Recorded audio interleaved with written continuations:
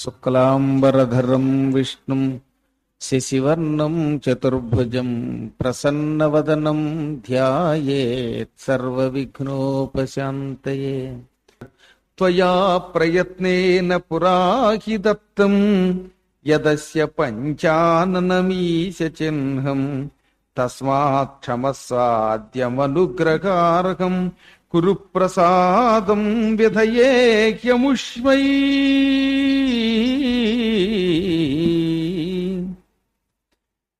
మహానుభవ పరమేశ్వర, నువ్వు పూర్వం ఈ బ్రహ్మకి 5 తలలు ఇచ్చావు. ఎందుకు ఇచ్చావు? బ్రహ్మని మెచ్చుకుని నా అంతటి వాడివి నువ్వు సుమా అని చెప్పడానికి ఇచ్చాట. అసలు కారణం అది.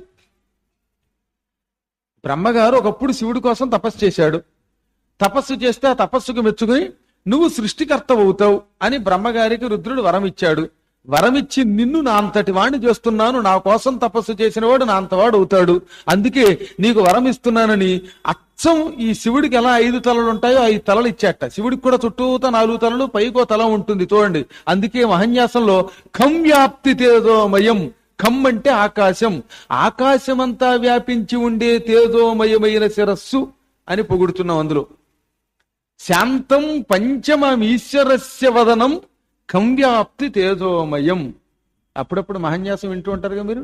అందులో శ్లోకం, ధ్యాన శ్లోకం ఇది. శాంతం అంటే శాంత స్వరూపము. శివుడికున్న 5 తలలలో పైకో తల ఉన్నది. ఆ తల ఎటువంటిది అంటే శాంత స్వరూపం, దానికి కోపం ఉండదు. పంచమం అది 5వ. ఈశ్వరస్య వదనం శివుడి యొక్క తల, ఖం వ్యాప్తి ఆకాశమంతా వ్యాపించి ఉంటుంది.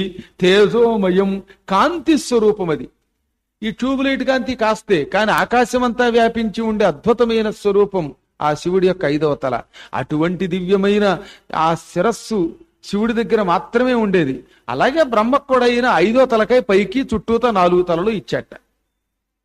5 తలలు ఉండడం వల్ల నేనే శివుడంత గొప్ప అనుకోవడం మొదలెట్టాడు ఇతడు. అదే అహంకారంతో పొరపాటు చేశాడు. మోసం చేసి జయం పొందాలనుకున్నాడు. 5వ తలకే నరికేశావు. ఇప్పుడు నీ అంతటి వాడు గాడు. ఇక 4 తలలే మిగిలాయి. ఆ 4 తలలు మాత్రం ఉంచి వాడిని అనుగ్రహించు, ఈ బ్రహ్మ మీద ప్రసన్నత్వం చూపించు అనగానే బ్రహ్మకేసి తిరిగి శివుడు, చూశావా ఈ విష్ణు ఎంత గొప్పవాడో, సత్యం మీద నిలబడ్డాడు. పాతాళానికి వెళ్ళొచ్చి చూడలేదు మొదలన్నాడు తప్ప చూశాను అనలేదు. ఆయన మహాత్ముడు. ఇప్పుడు నీ తలలు నరకబోతున్న కాలభైరవుణ్ణి ఆపి నిన్ను రక్షించమని నన్ను ప్రార్థించాడు. ఇతడు మహాత్ముడు. ఇదిగో ఈ రోజు నుంచి ఇతనికి నేను వరం ఇస్తున్నాను. వత్స ప్రసన్నోస్మి హరేయతస్త్వం. ఓ విష్ణుమూర్తి పుత్ర, నీ పవిత్రత్వాన్ని మెచ్చాను. నువ్వు సత్యవాక్య పరిపాలనా ధురంధరుడివి. మోసంతో విజయం పొందాలని ఏనాడూ కోరుకోవు. అందువల్లే ఇక మీదటి నుంచి నువ్వు నాతో సమానుడివి. నీకు నాకు అభేదతత్వం. శివుణ్ణి పూజించేవాళ్ళు విష్ణువుని పూజించిన ఫలితం, విష్ణువుని పూజించిన వాళ్ళు శివుణ్ణి పూజించే ఫలితం పొందుదురుగాక. శివకేశవులకి అభేదతత్వం ఈ రోజు నుంచి ఇస్తున్నాను. నాతో సమానంగా నీకు కూడా క్షేత్రములు, ప్రతిష్ట, ఉత్సవాలు ఇవన్నీ దొరుకుతాయి. అనేక ప్రదేశాలలో నీకు కూడా గుళ్ళు గోపురాలు ఉంటాయి. ఇక మీదట నీవు నేను సమానం అన్న. అందుకే విష్ణువు కూడా శివుడితో సమానంగా ఎన్నో ఆలయాలు పొందగలిగాడు. ఆ ఇద్దరికి భేదం పాటించకూడదు. ఎవడైనా అజ్ఞానంతో అలా భేదం పాటిస్తే వాడికి పోయే కాలం వస్తుంది. ఇది ఇప్పుడు ఏం చేశాడు బ్రహ్మకేశ్ తిరిగి, నువ్వు మోసానికి తలపడ్డావు. మోసంతో సంపాదించిన కీర్తి కూడా కీర్తిన. కీర్తి ఎప్పుడు కూడా స్వశక్తితో సంపాదించాలి. ఎందుకు ఇతరుల దగ్గరికి వెళ్ళి మోసం చేసి సంపాదించే సంపాదన ఎలా అవుతుంది? ఈ లోకంలో నీకు స్థానం లేకుండా పోగాక, అంటే నీకు ఎక్కడ గుళ్ళు గోపురాలు ఉండవు, విగ్రహ ప్రతిష్ఠ ఉండదు, పూజ లేకుండా పోతుంది హో అన్నాడు. అందుకే బ్రహ్మగారికి ఎక్కడన్నా ఉన్నాయా గుళ్ళు? లేవు. ఇంకెక్కడ గుడి లేదు, పాపం బడి లేదు ఆయనకి. ఎవరన్నా ఎప్పుడన్నా కడితే కట్టాలి మీలో అంటే వాళ్ళు ఎవరన్నా మంచివాళ్ళు పాపం. అంతేగాని ఆయనకి ప్రస్తుతానికి మాత్రం గుడి లేదు. అప్పుడు ఆయన మళ్ళీ ఏడ్చాడు. స్వామి క్షమించు, స్వామిల్ ప్రసీదాద్య మహావిభూతే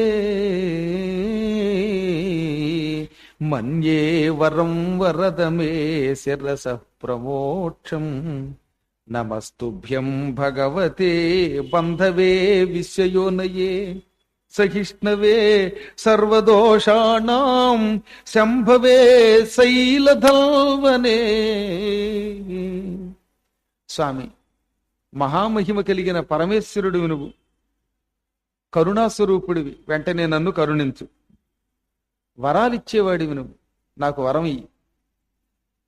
ఇవాళ నా 5వ తలకాయ తెగడం నాకు వరమని అనుకుంటున్నాను. ఎందుకంటే ఈ తలకాయ 5వ తలకాయ ఉన్నంతకాలం నేను మహాహంకారంతో పిచ్చ పనులు చేశాను.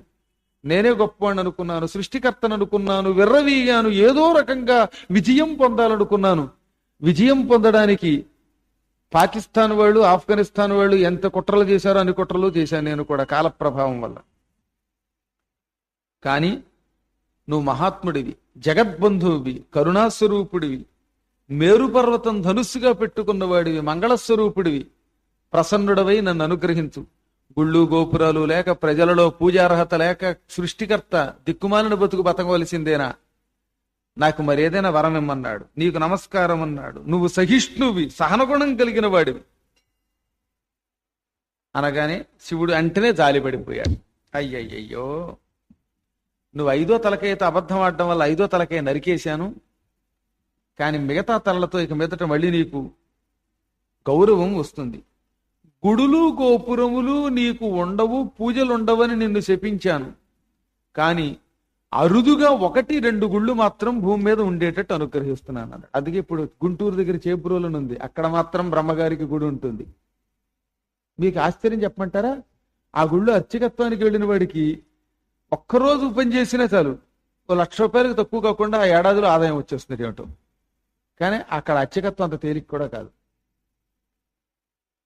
అసలు మీకు తెలియదెప్పడం ఏముందిలేండి, తెలిసేలా చెప్పట్లేదు. కానీ నమ్మి భక్తితో అక్కడున్నది విగ్రహం కాదు నిజంగా దేవత అని ఒక్క పుష్పం పెట్టండి, మీకు ఐశ్వర్యం రాకపోతే అడగండి. శుభ్రతతో పవిత్రతతో చేయాలి. కాకపోతే అంటే అదే పెంట గుట్టలు వేసుకుని పెంట వేషాలు వేసి పట్టించుకోకుండా ఉంటే మనకి లాభం లేదు తప్ప. నేను ఎప్పుడు పరమేశ్వరుణ్ణి, అది పరమేశ్వరుడు రాయి అనుకోను. ఒక విగ్రహం చూస్తే అది విగ్రహం అనిపించదు. అమ్మ ఎదురుగుండా కూర్చుని మాట్లాడుతుంది అనిపిస్తుంది. సరస్వతిని చూస్తే ఆ సరస్వతీదేవి ముఖాముఖి మాట్లాడినట్టు అనిపిస్తుంది. అలా మాట్లాడినట్టు అనిపిస్తోంది కాబట్టి శరీరం పులకిస్తోంది, పాండిత్యం నిలబడుతోంది. లేకపోతే ఏం నిలబడుతుంది? ఇవన్నీ వాటిని అనుభవించాలి, ఆనందం పొందాలి మనం. రామకృష్ణ పరమహంస ₹1 సంపాదన ఆశించాల. కానీ దక్షిణేశ్వరంలో ఆ అమ్మవారిని చూసి అమ్మా అమ్మా అంటూ ఉంటే వాడు పాలిచ్చింది టావి. ఆయన 2 రోజులు అన్నం తినలా. అన్నం తినకపోతే మనం పిచ్చాళ్ళం కానీ అన్నం తినలేదు, కంప్యూటర్కి వెళ్ళలేదు అనుకుంటాం. వాడికి ఎవడికి పెట్టాలో వాడు పెడతాడు పరమేశ్వరుడు. పిచ్చాళ్లలో ఎక్కువ శక్తి ఉంటుంది. అమాయక భక్తి ఉంటే అమ్మ అనుగ్రహిస్తుంది. 3 రోజులు అన్నం తినలేదట. ఒక రోజున రామకృష్ణ పరమహంస అమ్మవారు వచ్చి పాలిచ్చిందిట, చంటి పిల్లాడికి లాలిచ్చినట్టుగా. 3వ నెల 4వ నెల పిల్లాడికి, చంటి పిల్లాడికి బాల్యంతరాలు పాలిచ్చినట్టుగా తాను పాలిచ్చి కాపాడింది. ఇంకేమిటి అంతకంటే కావలసింది? ఈ లౌకికమైన డబ్బా, ఈ కీర్తి ఆయనకు కావలసింది. అశాశ్వతమైన స్థానం కాదు, శాశ్వతమైన కైవల్యం పొందాడు. మనం వెర్రి సలహాలు మనం ఇస్తాం. నేను నమ్ముతున్నాను, నేను నిజంగా అలా చూశాను, అందుకని చెబుతున్నాను. ఒకసారి కాదు, 2 సార్లు కాదు, అనేక పర్యాయాలు చూశాను. అనుభూతి అయితే ఎల్లవేళలా అనుభూతి ఉంటుందంటే ఉండదు. అన్ని వేళలా ఉంటే అప్పుడు ఇక్కడ మీ ఎదురుగుండా కూర్చుని పురాణం ఎందుకు చెబుతాం? అలౌకిక స్థితికి వెళ్ళిపోతాం. ఆ భగవంతుడి దగ్గర కూర్చున్నప్పుడు ఒక్కొక్కప్పుడు తాదాత్మ్యం చెందుతుంది మనస్సు అన్నమాట. ఈ లోపల ఇక్కడ కూర్చుని ఉన్నాడు ఈ అబ్బాయి, వీళ్ళ అక్క అనుకుంటున్నాను నేను. ఆ శోభ అవునా బాబు? శోభ నీకేమవుతుంది? అక్కేనా? ఒక్క సెకండ్ కట్టింది. భగవంతుడు ఉన్నాడు ఉన్నాడు ఉన్నాడు, విగ్రహం కాదా? విగ్రహం మనకు ఒక నిగ్రహం. ఆ విగ్రహంలో ఉన్న స్వామిని మనం నమ్మి పూజిస్తే, ఎదురుగుండా కూర్చుంటే మనల్ని కాపాడతాడు. పిచ్చాళ్లల్లా ఉండేవాళ్ళు ఆ విగ్రహానికి ఎదురుగుండా కూర్చుంటే కొద్ది రోజులకి వాళ్లే జగద్గురువులు అయిపోతారు. ఈ నా వాక్యం సత్యం. ఏనాటికైనా ఏలూరు నుంచి నేను మహామహిమలు సృష్టించగలనని నాకు నమ్మకం ఉన్నది. ఎందుకంటే మీలాంటి భక్తులు క్రమక్రమంగా పెరుగుతారు. నేను ఎక్కువ ఎవరితో మాట్లాడను, ఫోన్లు చేస్తే మాట్లాడను. మీరు అహంకారం అనుకోండి, ఇంకోటి అనుకోండి. నేను కూడా పిచ్చి అవధూతనే. నాకేం పలుకుబడి అక్కర్లా, నాకేం డబ్బు సంపాదన అక్కర్లా. వచ్చారా మీరు సుఖంగా ఆనందంగా ఉంటారు, చూస్తారా చూస్తారు. నేను మాత్రం అమ్మ దగ్గర కూర్చుంటాను. ఎప్పుడో ఒకప్పుడు అమ్మలో మీ ఎదురుగుండానే లీనమైపోతాను. ఇది సత్యం చెబుతున్నమాట. అది అమ్మ, అది విగ్రహం కాదు అని చెబుతున్నా. ఆ మహామహిమను అనుభవిస్తున్న భక్తులు చాలా మంది చెబుతున్నారు. అనుభవించాలంటే వాళ్ళు ఏకాంత భక్తులై ఉండాలి. అంటే వాళ్ళకు కూడా అంత భక్తి ఉండాలి అని చెబుతున్నది అనమాట. అలా చేసుకుంటే ఉంటుంది తప్ప ఏమీ లేకుండా అక్కడ కూర్చుని ఆ అమ్మవారికి ఇంత ఆ నైవేద్యం కూడా పెట్టకుండా ఉత్తి డబ్బుల కోసం వస్తే ఉపయోగం లేదు. కేవలం డబ్బు కోసం ఆశించేవాడికి ఎప్పుడు డబ్బు రాదు. నమ్మకంతో ఉంటేనే నాలో శక్తి లేదు, ఇంకోట్లో లేదు, కానీ ఆ పరమేశ్వరులో ఉంది శక్తి. మీకు ఇప్పుడు ఇంకో రహస్యం చెబుతున్నా. ఇవాళ ఎందుకని అంబికా కృష్ణ గారిని నేను మనస్సులో పెట్టుకుని ఇంత ప్రేమగా అభిమానంగా రోజు 100 సార్లు చెబుతున్నాను అంటే, మీ అందరికీ ఆయన ఎదురుగుండా ఉన్న రూపమే కనపడుతోంది. ఆయనలో పండిన ఒక తపస్యాలి, ఒక కారణ జన్ముడు. అంటే మీలాంటి సాధకులకి తెలుస్తారు, అందరికీ తెలియదు. ఆయన ఏ గోలోకం నుంచో భూలోకానికి దిగి వచ్చిన ఒకానొక కారణ జన్ముడు. ఏ రాధాదేవో పంపించింది ఆయన, సందేహం లేకుండా. ఇవాళ కూడా పొద్దుట కలిస్తే వెంటనే లింగ పురాణంలో ఉన్న కథ గురించి అడిగారు. ధర్మ సందేహాల్లో ఎవరో గుంజీళ్ల కథ గురించి చెప్పేట, ఆ కథ గురించి అడిగాడు ఆయన. ఇంకోటి అడగట్లేదు ఆయన నన్ను ఎప్పుడు. ఆ సాధన, ఆ ముఖంలో తేజస్సు పండుతోంది. మీకు ఎప్పుడే తెలుస్తుంది ఈ గురువు ఆ శిష్యుడు కలిసి చేసే అమోఘమైన లీలలు. ఆ రోజున మీరు అరెరే ఇటువంటి మహానుభావులు ఎదురుగుండా ఉన్నామా అనుకుంటారు. అంతటి మహాసాధకుడని నా మనస్సు చెబుతోంది కాబట్టి నేను ఆయన్ని స్తుతిస్తున్నాను. లేకపోతే నేను 1,000,000 రూపాయలు ఇచ్చినా మిమ్మల్ని స్తోత్రం చేయను. ఆయన పరమ సాధకుడు, సాధకుడు, సాధకుడు అని మళ్ళీ చెబుతున్నాను నొక్కి. ఆయన గొప్ప శక్తి పొంది ఇంకా ఏదో చేయబోతున్నాడు భవిష్యత్తులో. అంచేత అటువంటి వాళ్ళకి మరొక్కసారి చేయంకోరి ఇంకోసారి తప్పట్లు కొట్టచ్చు, మీరేం పర్వాలేదు. సరే, ఇప్పుడు శివుడు ఏమన్నాడు? నాయన, నువ్వు తెలుసో తెలియకో విజయం పొందడానికి ఒక అసత్యం ఆడావు. ఇప్పుడేమో నీకు పూజార్హత లేకుండా శపించాను. కాని ఇప్పుడు నీకోసం 2 గుళ్ళు వచ్చుగాక. అందులో కాశ్మీర్లో ఒక బ్రహ్మాలయం ఉంది, గుంటూరు దగ్గర చేబ్రోలు మండలంలో ఒక ఆలయం ఉంది. ఇక్కడ నీకు ఇలా 1, 2, 3 మొత్తం మీద ఆలయాలు ఉంటాయి, ఇంకెక్కడా గుళ్ళు ఉండవు. తర్వాత రెండవది, నీకు గుడులు గోపురములుండవు, కానీ నీ నామం అందరి నోట్లోనూ నిత్యం ఉచ్చరింపబడే వరం నీకు ఇస్తున్నాను.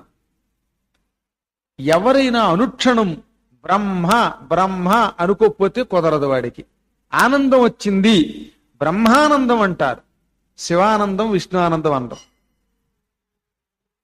ఎవరికైనా తెక్కొచ్చింది, ఏంట్రా ఈ బ్రహ్మకోపం అంటాడు. ఆఖరికి చెవుడు వచ్చింది, బ్రహ్మ చెవుడు అంటారు.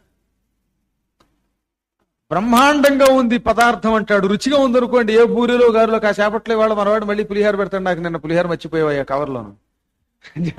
పులిహార బ్రహ్మాండంగా ఉంటుంది. మన ప్రసాదం మన శ్రీనివాస్ పట్టుకొచ్చింది అంటే బ్రహ్మాండంగా ఉందండి పులిహార అంటున్నాడు. అన్నారా లేదా మీరు? నేను విన్నాను నిన్న. బ్రహ్మాండంగా ఉందన్నారు గారు, శివాండంగా, పిండాండంగా, విష్ణుండంగా అల్లా. అంటే పులిహార కూడా బ్రహ్మాండంగానే ఉంది. పురాణం బాగుంది, అక్కడ కూడా బ్రహ్మాండంగా ఉందని అంటారు. ఇలా అనుక్షణం బ్రహ్మస్మరణమే చేస్తారు. నీ నామం అందరి నోట్లోనూ నానుగాక, అందరూ నీ నామాన్ని ఉచ్చరింతురుగాక. అందువల్ల చివరికి నీకు గుళ్ళు లేకపోయినా అందరి నోట్లో ఉంటావు. బ్రహ్మానందం, బ్రహ్మాండం, బ్రహ్మచెవుడు, బ్రహ్మశాస్త్రం. చివరికి పద్మాకర్ గారు కూడా బ్రహ్మశ్రీ పద్మాకర్ గారు అంటారు, కానీ శివశ్రీ అంటున్నారు, అనడం లేదు. చూడండి, అక్కడ కూడా రేపు పొద్దున ఎప్పుడైనా సరే బ్రహ్మశ్రీ వద్దిపర్తి పద్మాకర్ గారి చేత పురాణం అని అక్కడ అదిగో లింగ పురాణం. సహస్రావధానంలో సహస్ర వధాని అని కొట్టారు, కర్మయోగం కాకపోతే. ఆ సహస్ర దీర్ఘం లేదు, కానీ బ్రహ్మశ్రీ మాత్రం జాగ్రత్తగానే పెట్టారు. ఆఖరికి ఆడపండితులు కూడా బ్రహ్మశ్రీ అని అంటున్నారు, కానీ వాణిశ్రీ అంటారా, బ్రహ్మగారి భార్య కదా అని. వాణిశ్రీ వేణి గారు అంటున్నారా? అల్లా. నువ్వు లేకపోతే యజ్ఞం ఉండదు. అందుకనే నీకు ఇంకో వరం ఇస్తున్నాను. యజ్ఞం చేసే చోట పురోహితుడిని కూడా బ్రహ్మగారని అంటారు. చూడండి, ఇదో వరం. ఇది ఎంత బాగుంది! ఇది నిజంగానే మీరు చూడండి, పెళ్లి చేయించామండి బ్రహ్మగారు అంటారు. బ్రహ్మగారు వచ్చారా అని. ఇక అపరకర్మలు చేయించామండి అపరబ్రహ్మని అంటారు తప్ప మొత్తం మీద అక్కడ కూడా నీ పేరే, ఎక్కడ చూసినా నీ పేరుండుగాక. అబ్బా, భలే ఉందండి ఈ మాట. కాసేపు ఆ దిక్కుమాల గొడవ బానివ్వండి. చేతంలో మధ్య మధ్యలో ఒక్కో రోజు ఇలా వాయిద్యాలు మన ఏడిపిస్తున్నాయి. సరే, మనం ఏం చేయలేం, కానీ మొత్తం మీద బ్రహ్మగారికి చివరికి నిష్ఫలస్త్వదృతే యజ్ఞ సాంగశ్చ సహదక్షిణ. నీవు లేకపోతే యజ్ఞం వ్యర్థమవుతుంది, కాబట్టి అగ్రపూజ బ్రహ్మదే. ఇక్కడ యజ్ఞంలో పాల్గొన్న ఋత్విక్కులంతా బ్రహ్మలుగా పిలువబడతారు, అర్చకులు బ్రహ్మగా పిలువబడతారు, అందరూ బ్రహ్మలుగా పిలువబడతారు. ఆ రకంగా నీ పేరు శాశ్వతం అయిపోతుంది అని ఇప్పుడు ఈ మొగలి పువ్వు కేసి తిరిగి ఓసి మొగలి నువ్వెంత తప్పుడు పని చేశావే రే రే కేతక దుష్టస్త్వం శఠదూరమితో వ్రజ మమాపి ప్రేమతే పుష్పే మా భూత్ పూజాస్యతః పరం ఇత్యుక్తే తత్ర దేవేన కేతకం దేవజాతయక.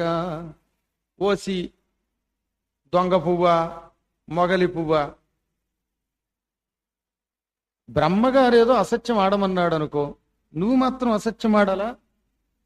నా తలమేంచి కిందకి దిగుతున్నప్పుడు అసత్యం ఆడాలని నీకు ఎలా అనిపించింది? ఇక మీదట నాకు 21 పూజలు దొరుకుతాయి. ఏకవింశతి పత్ర పూజ అని 21 ఆకులతో పూజ చేస్తారు. ఆ పత్రి పూజలో కేతకి పుష్పం, కేతకి రేకు లేకుండా పోగాక. మొగలి రేకు పువ్వు అదే, అందువల్ల మొగలి ఇక నువ్వు నాకు పత్రి పూజకి దూరం అయిపో పో. ఎవడైనా శివ పూజలో మొగలి వాడాడో వాడు సర్వనాశనం అయిపోతాడు. మొగలి పువ్వు ఇక శివ పూజకి పనికిరాదని శపించేశాడు. పాపం కేతకి ఏడ్చింది. బ్రహ్మగారు ఏదో మొహమాట పెట్టాడు, ఆయన అంటే కాదని ఎలా అంటానండి, అందుకని ఏదో అసత్యం ఆడాను అనుకోండి, ఇప్పుడు మీరు నీ పూజకి పనికిరావని నన్ను శపించేస్తే నేనేమైపోతాను, నా బతుకు అన్యాయం అయిపోతుంది అని కాళ్ళ మీద పడి నమస్తే నాథ మే జన్మ నిష్ఫలం భవదాజ్ఞయా సఫలం క్రియతాం తాత క్షమ్యతాం మమ కిల్బిషం జ్ఞానాజ్ఞానకృతం పాపం నాశయత్యేవ తే స్మృతి తాదృశే త్వయి దృష్టే మే మిథ్యాదోషః కుతో భవేత్. స్వామి నీకు నమస్కారం. నువ్వు నన్ను శపిస్తే నా జన్మ వ్యర్థమైపోతుంది. శివుడి పూజకు పనికిరాని మొగలి దరిద్రపు పువ్వురా అని నాకేసి ఎవరు కన్నెత్తి చూడరు. ఇక నేను ఎవరి పూజకి పనికిరాను. రోడ్డు మీద పడి అందరూ బాజాలు వాయించినట్టుగా కర్రబెట్టి నా పొదలు కొట్టేస్తారు. తండ్రి స్వామి జగన్నాథ సర్వ లోకేశ్వర మహేశ్వర నా తప్పుని క్షమించు, నా జన్మని సఫలం చెయ్యి. తెలుసో తెలియకో తప్పు చేశాం, అయినా తప్పు చేస్తే తప్పుకి ఎప్పుడో ఒక రకమైన ప్రాయశ్చిత్తం నువ్వే విధించు, నువ్వే నన్ను బాగు చెయ్యి. శివుణ్ణి చూసినా, విష్ణువుని చూచినా, తన సొంత గురువుని చూచినా ఏ పాపమైనా పోతుందిట. సాధారణంగా చంటి పిల్లల్ని చంపిన శిశుహత్యా పాపం స్త్రీలకు అంత తేలిగ్గా పోదే. శిశుహత్యా పాపం కూడా 3 దర్శనం వల్ల తొలగుతుంది. గురు, హరి, హర. గురు దర్శనం వల్ల, హరి దర్శనం వల్ల, హర దర్శనం వల్ల శిశుహత్యా దోషం కూడా పోతుందంటారు. అటువంటిది జగద్గురువువైన హరుడివి, శివుడివి, నువ్వు ఎదురుగుండా ఉన్నావు, నీ దర్శనంతో నా పాపం పోయింది కాబట్టి నన్ను క్షమించండి. ఆవిడ చాలా తెలివిగా జ్ఞానాజ్ఞానకృతం పాపం నాశయత్యేవతే స్మృతి. నిన్ను చూడడం వల్ల తెలుసో తెలియకో చేసిన పాపాలు పోతాయట. ఇప్పుడు ఎదురుగుండా నువ్వు ఉన్నావు, నిన్ను చూశాక నా పాపం పోకపోతే ఇక రేపటి నుంచి లోకంలో ఆ శివ దర్శనం చేసిన పాపాలు పోవచ్చు అంటారంట. నీ ఇష్టం అంది. మంచి తెలివిగా యుక్తియుక్తంగా వెలిగింది, టెక్నిక్ చేసింది. నిజమే అది. శివ దర్శనం చేశాక ఏ పాపాలైనా పోవాలి, ఈ అసత్య దోషం పోకుండా ఉంటుందా అనగానే శివుడు నవ్వి, కేతకమా, యుక్తియుక్తంగా నీవు పలికిన పలుకులు నాకు నచ్చాయి, నువ్వు అన్నది నిజమే. కానీ శాపం ఇచ్చాక ఇప్పుడు నిన్ను నేను నెత్తి మీద ఎట్టుకుంటే నా శాపానికి విలువ ఉండదు. కాబట్టి ఇక మీదట నీకిచ్చిన శాపంలో మార్పు చేస్తున్నాను. ఏమిటి? నువ్వు నా నెత్తి మీద ఉండడానికి పనికిరావు గాని నా భక్తులు నిన్ను నెత్తి మీద పెట్టుకుంటారు. తద్వారా నాకంటే నా భక్తులు గొప్పవాడు నాకు. ఆయన చెప్పాడు, శివుడి భక్తులు గనక తమ చెవిలో కాని తల మీద కాని కేతకిని పెట్టుకుని శివుడిని పూజిస్తే శివ పూజ మామూలు దానికంటే 1000 రెట్లు ఎక్కువ ఫలితం ఇస్తుంది. ఆ రకంగా శివభక్తులు నెత్తి మీద ఉండి నువ్వు గౌరవమే పొందుతావు. ఎందుకంటే నాకంటే నా భక్తులు గొప్పవాడు. పయోధిఘనమే పయోధి కన్నను పయోధి దాల్చిన పృథ్విఘనమ్మగు పృథ్విఘనమ్మే పృథ్వి కన్నను పృథ్విని దాల్చిన సహస్రఫణియగు శేషుడు ఘనమగు శేషుడు ఘనమే శేషుని కన్నను శేషముద్రికాలంకృత భాసుర మంజీర ఘలంఘల రావాంకిత మహామహేశ్వరి పార్వతి ఘనమగు పార్వతి ఘనమే పార్వతినే తన సగముగా దాల్చిన శివుడు ఘనమ్మగు శివుడు ఘనమ్మే శివుని కన్నను శివుని దాల్చిన భక్తుని మనమది సర్వఘనమ్మగు శివుని కన్న శివభక్తుడి ఘనమగు స్వామి కోడల సంగమదేవా.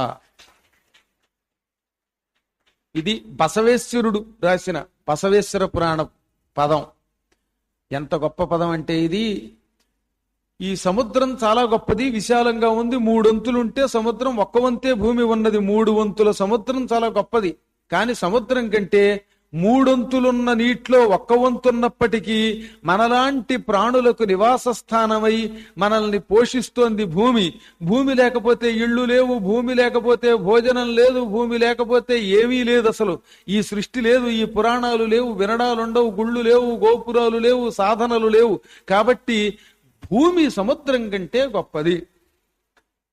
సముద్రం కంటే భూమి గొప్పది. కానీ ఈ భూమి కంటే ఈ భూమిని సముద్రంలో మునిగిపోకుండా మోస్తున్న ఆదిశేషుడు గొప్పవాడు. సహస్రఫణియగు శేషుడు ఘనమగు. ఆయనే లేకపోతే ఈ భూమి లేదు గనక.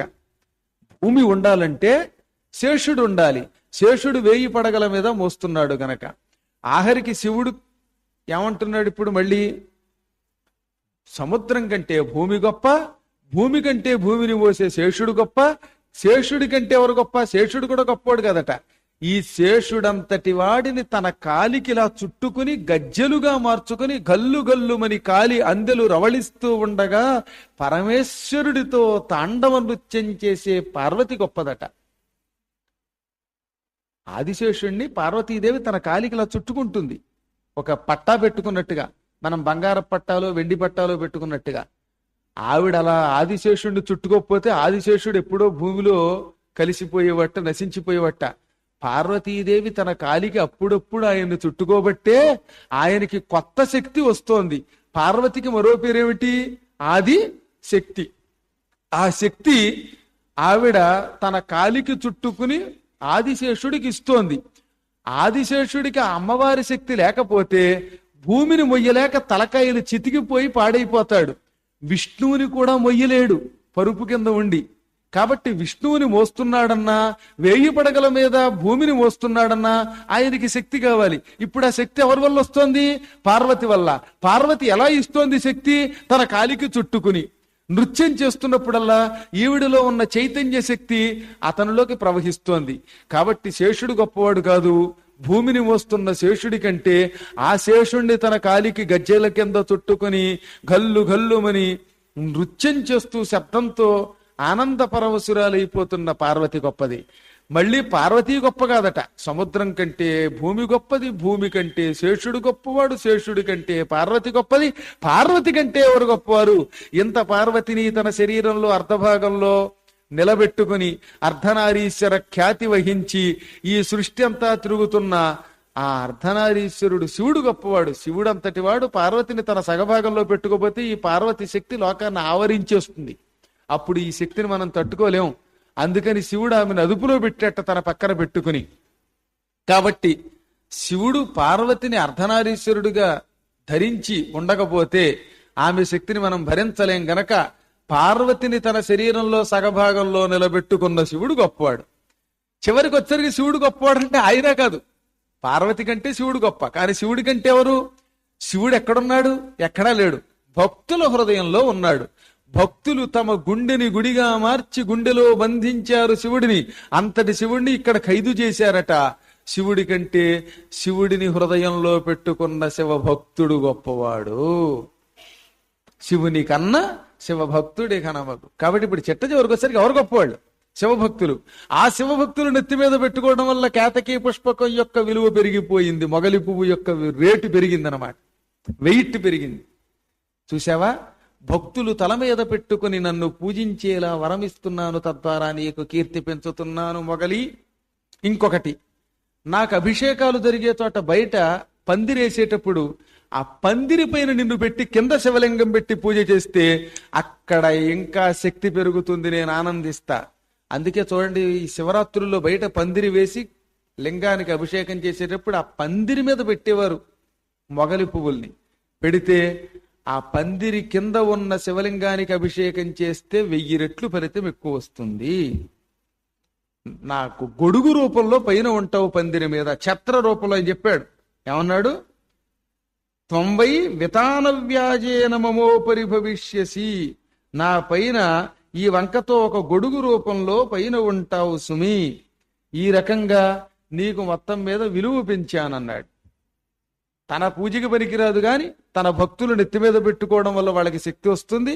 ఆ పూజ నాకు ఇష్టం, అలాగే నా పందిరి మీద ఉండు, మొత్తం మీద నా నెత్తెక్కి తొక్కినట్టే నువ్వు అన్నాడు. పద్మాకర్ గారు నెత్తి మీద కూర్చోకూడదు, కానీ పద్మాకర్ గారి పైన స్లాబ్ మీద కూర్చుంటే ఈ నెత్తి మీద ఇంకా పైన కూర్చున్నట్టే. అది రహస్యం. నీకు విలువ ఇచ్చాను. ఇప్పుడు పాపం కామధేనువు కేసి తిరిగాడు. ఏమి కామధేనువు, నువ్వు కూడా అసత్యం ఆడావు, కాకపోతే నువ్వు ఒక మంచి తెలివితేటలతో కూడిన పని చేసావు. తలకాయతోటి శివుణ్ణి చూశాడండి బ్రహ్మ అని సాక్ష్యం చెప్పి తోకతో మాత్రం ఇలా ఊపావు లేదని. అమ్మో, నువ్వు గొప్ప తెలివైందని. నువ్వు తలకాయ అడ్డంగాను నిలువుగాను కూడా ఊపుతున్నావు. ఏది ఏమైనా తలకాయతో అసత్యం ఆడావు, వెనక భాగంతో బ్యాక్ పోర్షన్ తోటేమో సత్యం చెప్పావు, ఫ్రంట్ పోర్షన్ తోటి మాత్రం అసత్యం ఆడావు. అందుకని నీ ముందు భాగం అపవిత్రం అయిపోగాక వెనక భాగం పవిత్రం అవుగాక. లేవగానే ఎవడైనా నీ ముందు భాగం చూస్తే వాడికి బ్రహ్మహత్యా పాపం వస్తుంది, వెనక భాగం చూస్తే పుణ్యం వస్తుంది. దానం చేసేటప్పుడు వెనక భాగమే దానం చెయ్యాలి. అందుకని ఇక మీదట నీ ముందు భాగం తప్పుడు భాగం, వెనక భాగం పుణ్యభాగం అని వరం ఇచ్చాడు. అందుకే చూడండి, మీరు ఎప్పుడన్నా పూజ ఎప్పుడు ఎక్కడ చేస్తారు? మీరు వెనకే పృష్ఠభాగానికి అటు ఇటు పసుపులు పూసేసి కుంకాలు పెట్టేసి ఆ తోకను నెత్తి మీద పెట్టి కొట్టేసి దాని తోక బీకేస్తారు. ఆ వెనక నుంచి వచ్చే మూత్రాన్ని శిరస్సును తల్లుకుంటే పుణ్యం కదా అని ఆ మూత్రం పోసేదాకా నెత్తి మీద కూర్చుని పొయ్యి అని ప్రాణం తీయడానికి గల కారణం అదే. వెనక భాగం అంతా అంత విలువైంది. అది పేడ ఎప్పుడు వేస్తుందని గంపొచ్చు కూర్చుంటుంది ఒక ఆవిడ. ఆ విధంగా మొత్తం మీద వెనక భాగానికి విలువ. ఆ తోక నుంచి వచ్చే కుచ్చుళ్ళ నుంచి వచ్చే మట్టి కూడా విలువైంది. దానం చేసేటప్పుడు కూడా ఈ అర్చక స్వామి వారికి గోదానం చేయాలనిపించింది అనుకోండి, మీరు ఫ్రంట్ పోర్షన్ ఇవ్వకూడదు. ఆ తోక అట్టుకెళ్ళి ఆయన చేతిలో పెట్టి ఎదన్నమమా అని చేతిలో పెట్టేసేస్తే అప్పుడు గోదాన పుణ్యం వస్తుంది. తలకాయ కనుక తీసుకెళ్లి చేతిలో పెడితే పుణ్యం రాదు, పాపం వస్తుంది. ఇచ్చిన వాడికి పుచ్చుకున్న వాడికి కూడా బ్రహ్మహత్య పాపం వస్తుందట. అందుకే లేవగానే ముందు చూసుకోవాలి, తోక దగ్గరికి వెళ్ళామా ఇదనక. కర్మగారి ఇది చూసుకున్నా ఒక ఆవిడ రోజు ముందు తలకాయ కనపడుతుంది దానికి. ఆవిడ కర్మయోగం అది, మరి లేకపోతే ఏమిటో.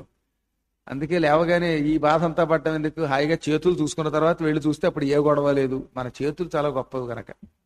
ఎన్నోసార్లు చెప్పా, కరాగ్రే వసతి లక్ష్మీ కరమధ్యే సరస్వతి కరమూలే స్థిత గౌరీ ప్రభాతే కరదర్శనం.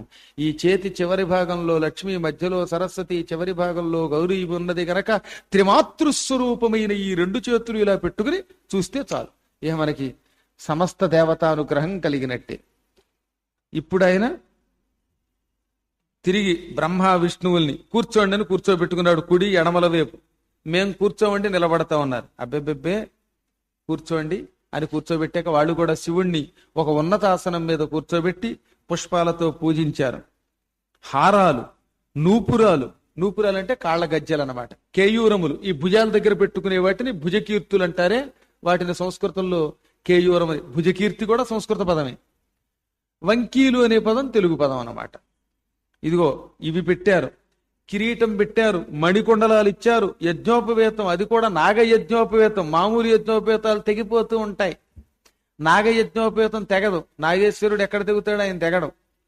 అసలు నాగయజ్ఞోపవేతం వేసుకు తిరిగామంటే దొంగాడు కూడా ఎత్తుకుపోడు హాయిగా. బంగారం యజ్ఞోపవేతమో వెండిదో అయితే దొంగ పీనుగులు ఎత్తుకుపోతారు. ఒక్కసారి ఈ నాగయజ్ఞోపవేతం వేసుకుని తిరగమనండి, దీన్ని ఎవడెత్తికెడతాడు, హడిలు చచ్చిపోతాడు ఒకవేళ పొరపాటు.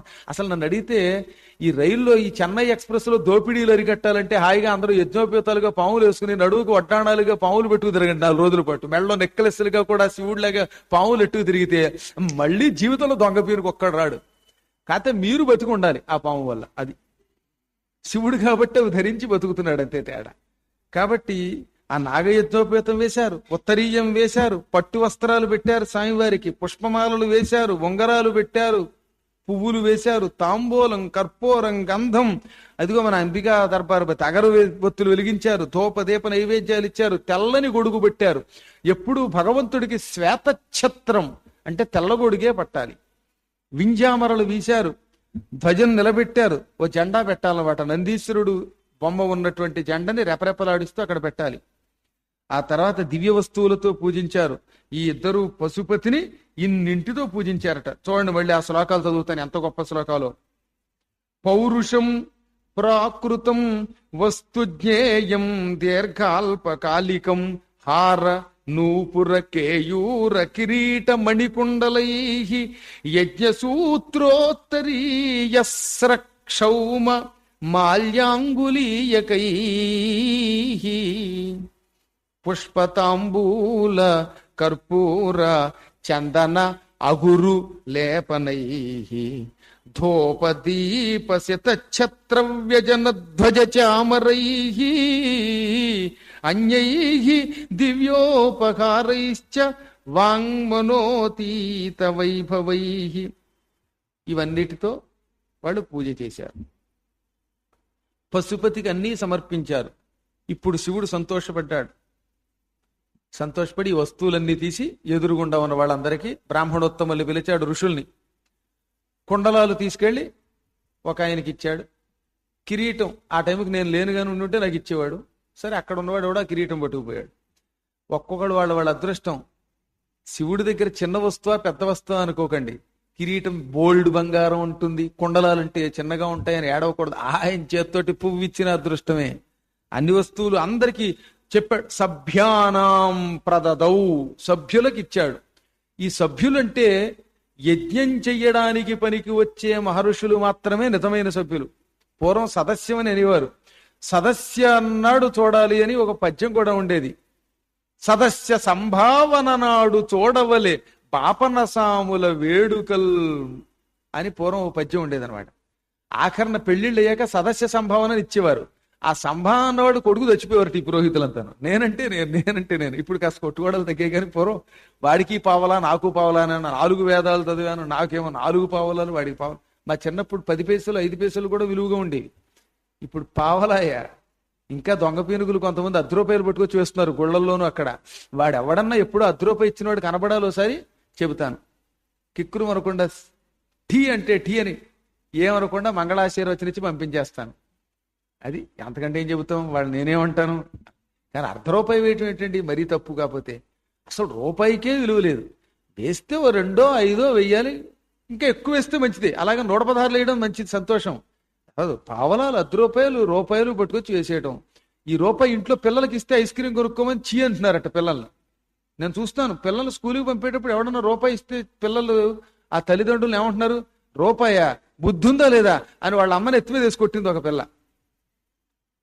పిల్లలకి రూపాయి ఇస్తే వాళ్ళు కొడుతున్నారు. పాపం ఈ అర్చకులు అమాయకులు గనక మీరు ఇచ్చిన రూపాయలు ఏం అనలేక కిక్కురు అనలేక వాళ్ళకి నోరు వాయి లేదు గనక పుచ్చుకుంటున్నారు. కానీ న్యాయం ధర్మం కాబట్టి మీరంతా ఉత్తములు గనక మీదట మినిమం 2 రూపీస్, వీలుంటే 5, 10, 100 వేసేలా చూడండి. కనీసం ఒక 2 రూపాయలు వేయండి, లేకపోతే మాట్లాడుకూరుకోండి. ఎందుకు వచ్చింది ఈ 2 రూపాయలు కలిపి 2వ రోజు వేయండి. ఒక రోజు రూపాయి వేయడం కంటే. మీరు మంచివాళ్ళు, మీకు చెప్పాను. ఎందుకంటే మరీ దరిద్రపు వస్తువులు దానం చేయకూడదని శాస్త్రం. విలువ తక్కువగా ఉంది కనుక. ఇప్పుడు మళ్ళీ పావలాకి కేజీ మిఠాయి వచ్చే రోజులు వచ్చాయనుకోండి, అప్పుడు పావలా ఏంటి 10 పైసలు వేసినా పుచ్చుకోవచ్చు. అందువల్ల విలువ కట్టి అందరికీ ఇస్తున్నాడు ఆయన, సదస్సులందరికీ కూడా. ఆపై కుమారులారా, బ్రహ్మ విష్ణులారా, మీరు ఈనాడు చేసిన పూజకి సంతోషించా. ఈ రోజు చాలా గొప్పది. ఈ దినాన్ని శివరాత్రి అంటారు. అది ఇప్పుడు చెప్పింది ఆయన. నేను శివలింగ రూపం ధరించిన ఈ రోజు ఉన్నదో దినమే తత్తతః పుణ్యం భవిష్యతి మహత్తరం శివరాత్రిరితి ఖ్యాత తిథిరేష మమ ప్రియా.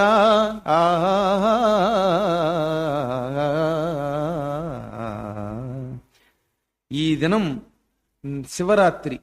మీ ఇద్దరు కొట్టుకు చచ్చిపోతూ ఉంటే మీకోసమని నేను ఈ శివలింగ రూపం ధరించాను. ఆ శివలింగ రూపం ఏ రోజు ధరించానో ఆ రోజు శివరాత్రి అని జగత్ప్రసిద్ధి పొందుతుంది. ఈ శివరాత్రి పర్వదినం, నేను లింగరూపం ధరించిన ఈ తిథి ప్రతి సంవత్సరం కూడా ప్రజల చేత పూజింపడానికి అర్హమైన తిథి. ఈనాడు నా మూర్తిని కాని నా లింగాన్ని కాని పూజించే వ్యక్తి సృష్టి స్థితి లయాలు చెయ్యగలిగే త్రిమూర్తులతో సమానుడైన సమర్థత పొందుతాడు. శివరాత్రి నాడు శివరాత్రం అహోరాత్రం నిరాహారో జితేంద్రియ అర్చయేద్వా యథాన్యాయం యథాబలమవంచక. శక్తి వంచన లేకుండా శివరాత్రి నాడు పగలు రాత్రి ఉపవాసం ఉండి ఇంద్రియాలు అదుపులో పెట్టి నన్ను అభిషేకించి రాత్రి జాగరణ చేస్తే వాడికి ఏటికేడాది అనుకున్న పనులు లభిస్తాయి, నెరవేరతాయి, అనుకున్న కోరికలు తీరతాయి.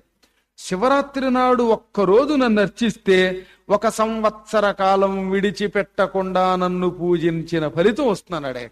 ఒక్క శివరాత్రి నాడు పూజిస్తేట సంవత్సర కాలం పూజ చేసిన ఫలితం వస్తుంది. చంద్రుడు వస్తే సముద్రం ఉప్పొంగుతుంది, శివరాత్రి వస్తే నా శక్తి కూడా విజృంభిస్తుంది. అందుకే ఆనాడు చేసే పూజల వల్ల మీకు సమస్త మంగళాలు కలుగుతాయి. ఆర్ద్ర నక్షత్రంలో మాఘ కృష్ణపక్షంలో నేను స్తంభాకారంగా వచ్చాను. అందువల్ల నాకు శివరాత్రి చాలా ప్రీతిపాత్రమైంది. ఆ రోజు ఆర్ద్ర నక్షత్రం కూడా కలిసి రావచ్చు, రాకపోతే మాఘమాసంలో మనకి శివరాత్రి వస్తుందనే విషయం తెలుసున్నది. మాఘమాసంలో శివరాత్రి నాడు అదృష్టం కలిసి వచ్చి ఆర్ద్ర నక్షత్రం కూడా వచ్చిందో ఇక అది తిరుగులేనిది. ఆ రోజు సోమవారం కలిసి వచ్చిందో నాయనో అది పరమ పవిత్ర తిథి. అది ఎవడైతే ఈ మాఘమాసంలో వచ్చే ఈ శివరాత్రి నాడు నన్ను లింగ రూపంలో దర్శిస్తాడో వాడు నాకు కుమారస్వామి కంటే ఎక్కువ ప్రీతిపాత్రుడు. చెప్తున్నాడు ఇక్కడ, మద్బేరమపివా లింగం స గుహాత్ అపి మే ప్రియ. గుహాత్ అపి అంటే కుమారస్వామి కంటే, గుహుడు అని పేరు కుమారస్వామికి. గుహుని కంటే శివరాత్రి నాడు శివలింగమును కాని శివుడి విగ్రహాన్ని కాని దర్శించి పూజించిన వాడు ఎక్కువ ప్రీతిపాత్రుడు. తన కొడుకు కంటే ఈ లోకంలో ఎవరిని ఎక్కువ ప్రేమించడు. కానీ శివరాత్రి నాడు నన్ను పూజించిన వాడు కుమారస్వామి కంటే కూడా ఎక్కువ ప్రీతిపాత్రుడు అవుతాడు. అలం దర్శన మాత్రేణ ఫలం తస్మిన్ దినే శుభే అభ్యర్చనం చేదధికం ఫలం వాచామగోచరం. ఈ శివరాత్రి మహాపర్వదినం నాడు నన్ను దర్శనం చేసినంత మాత్రం చేతనే భూదాన ఫలితం వస్తుంది. ఆనాడు అర్చన చేస్తే ఇంకా ఫలితం మహాధికమవుతుంది. ఆ రోజు ఉపవాసం, జాగరణ, అర్చన, దర్శనం, దానం ఒకదాన్ని మించి ఒకటి ఫలితమిస్తాయి. ఈ యుద్ధ స్థలంలో నేను లింగరూపం ధరించాను. అందుకని ఈ స్థానాన్ని లింగావిర్భావ స్థానము అంటారు. అదే ఇప్పుడు అరుణాచలం, తమిళనాడులో అరుణాచలము అంటారు దానిని. అక్కడ మనం ఇప్పటికి కూడా లింగావిర్భావ స్థానాన్ని చూడవచ్చును. ఆద్యంతం లేని ఈ స్తంభం ఇక్కడ నుంచి పాతాళం నుంచి ఆకాశం వరకు వెళ్ళింది. ఈ లింగానికి ఆది లేదు, అంతం లేదు, అలా కిందకు ఉంటూనే ఉంటుంది, పైకి ఉంటూనే ఉంటుంది. నా అనుగ్రహం ఉంటే తప్ప ఆద్యంతాలు చూడలేరు. అందుకే ఒక శ్లోకం ఉంది మహాన్యాసంలో, ఆపాతాళ నభస్థలాంత భువన బ్రహ్మాండమా విస్ఫురత్ జ్యోతిస్ఫాటిక లింగమౌళి విలసత్పూర్ణేందువాంతామృతై అస్తోకాపృతమేకమీశమనిశం రుద్రానువాకాన్ జపన్ ధ్యాయేత్ ఈప్సిత సిద్ధయే ధ్రువపదం విప్రోభిషించేత్ శివం విప్రహ అభిషించేత్ శివం. ఇది ఏనాటిదో వేదం చెప్పిన శ్లోకం. ఈ శ్లోకంలోనే చెప్పారు. ఆ పాతాళ ఆ అనే అక్షరమునకు సంస్కృతంలో సమంతాత్ అంటే ఫ్రమ్ టు అని. ఆ పాతాళ పాతాళము నుండి నభస్థలాంత ఆకాశం పై చివరి వరకు, పాతాళము నుండి ఆకాశం పై వరకు, కింద నుంచి పైదాకా మొత్తం బ్రహ్మాండం ఆవిస్ఫురత్. స్ఫురత్ అంటే ప్రకాశిస్తున్నది, విస్ఫురత్ అంటే బాగా ప్రకాశిస్తోంది, ఆవిస్ఫురత్ అంటే ఇక అగ్ని జ్వాలలకు అంతం లేదు, అద్భుత ప్రకాశం. అది ఎక్కడి పాతాళం, ఎక్కడి ఆకాశం, మొత్తం బ్రహ్మాండం అంతటా సర్వాంతర్యామి అయి వ్యాపించి ఉన్న మహాలింగం ధగ వెలిగిపోతున్నదట. మొత్తం భువనములన్నీ వ్యాపించి మరీ ప్రకాశిస్తోంది. శివలింగం ప్రకాశిస్తోంది. ఎలా ప్రకాశిస్తోంది? పైన కింద మొత్తం లోకం అంతటా నిండి ఉండి ప్రకాశిస్తున్నది. ఆ పాతాళ నభస్థల అంత భువన బ్రహ్మాండం ఆవిస్ఫురత్ అన్నాడు. అది ఏ లింగం ఇంతకీ అంటే మట్టి లింగమా, పార్థివలింగం కాదు, పాదరసలింగమా, అదీ కాదు, మరేమిటి, జ్యోతిస్ఫాటిక లింగ. అది జ్యోతిర్లింగం, స్ఫటిక కాంతులతో వెలిగిపోతున్న మహాజ్యోతిర్లింగం అది. అదిగో దానిని విప్రహ అభిషించేత్ శివం, మంగళస్వరూపమైన ఆ లింగమును విప్రహ విప్రుడు అభిషించేత్ అభిషేకం చేస్తున్నాడు. ఎప్పుడు కూడా అటువంటి లింగాన్ని పూజించాలి. ఆ లింగాలు అన్ని చోట్ల ఉండవు కదండి, అంటే ఉండక్కర్లా. ఆ ఉన్న లింగాన్ని ఆ లింగంగా భావించి అభిషేకం చేయడమే. భావనే, యద్భావం తద్భవతి. అది ఇప్పుడు అరుణాచలంలో ఆ అద్భుత స్థానం. అందుకే అది అగ్నిలింగము అని కూడా పిలువబడుతుంది అక్కడ. అది ముక్తికి సాధనం అని చెబుతున్నాడు. ఇంకా ఆ లింగ విశేషాలతో రేపు యథాప్రకారంగా కలుసుకుందాం. అంతవరకు స్వస్తి ప్రజాభ్య పరిపాలయంతాం న్యాయేన మార్గేణ మహీం మహీజాః గోబ్రాహ్మణేభ్యః శుభమస్తు నిత్యం. లోకాః సమస్తాః సుఖినో భవంతు.